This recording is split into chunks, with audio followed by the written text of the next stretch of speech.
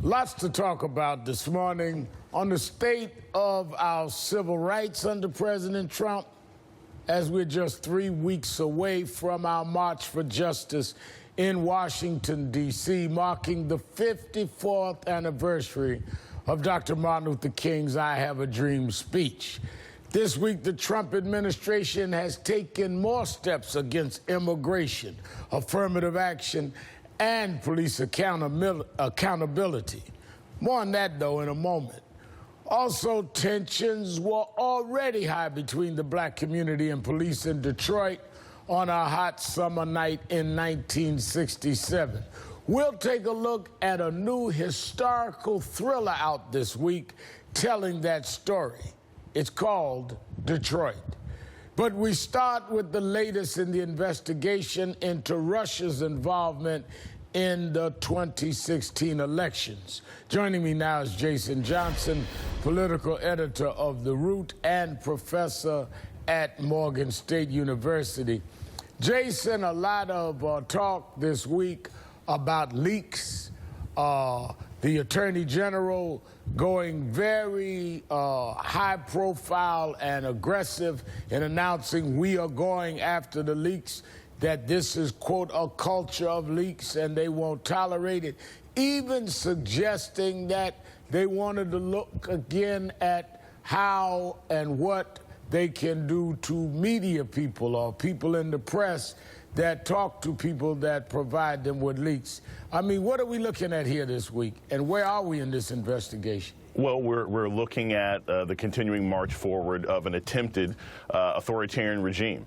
Rev, the only thing that we can be comfortable with as Americans is the sheer incompetence of this administration, that they haven't been more effective in implementing the sort of bit-by-bit destruction of democracy that people like Steve Bannon are seeking, and people like Jeff Sessions are complicit in attempting to create.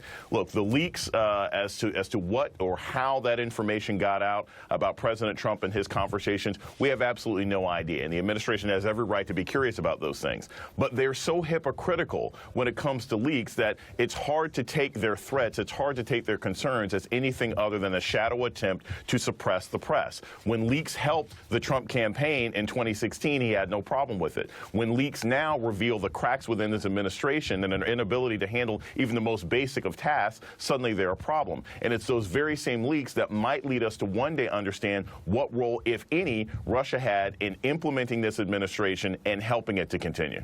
Those are the two things that cause the most concern to me. One, of course, the hypocrisy, because they had no problem with leaks, as you clearly stated, when it benefited their particular politics and agenda. But secondly, what is being leaked they're not addressing. We are talking about undermining voting in this country and voters with misinformation.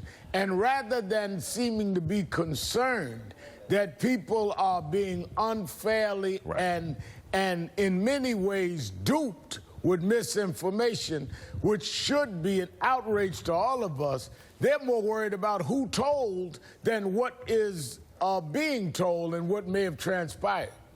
And Rev, and I'll add to that, part of what makes this problematic, and Russia and then sort of the behavior of this administration, in some respects, are two different things. Look, Mueller put together a grand jury because obviously they think that something wrong has happened, whether it has to do with President Trump himself, or it has to do with his children, or it has to do with associates.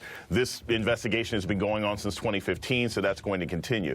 But this notion of leaks and how they want to connect that to Russia, the issue is we already know that the Trump administration itself has attempted to leak information, false information in the past, and attempt to trap the press. So it's extremely troubling that we have an administration that is so incapable of doing the basic running of the government that they're concerned with beating up the press, putting out some sort of false narrative, rather than pushing forth the agenda that the minority of the country that put them into office claims that they want. Well, pardon me, maybe I'm mistaken, but isn't this also where there were meetings with people that told them on emails to Donald Trump Jr., we will give you information from Russians themselves about Hillary Clinton? I mean, and you're going to cry about leaks when you were seeking to meet with people from the adversarial country that promised you information, but why clutter the issue with facts? Thank you, Jason Johnson.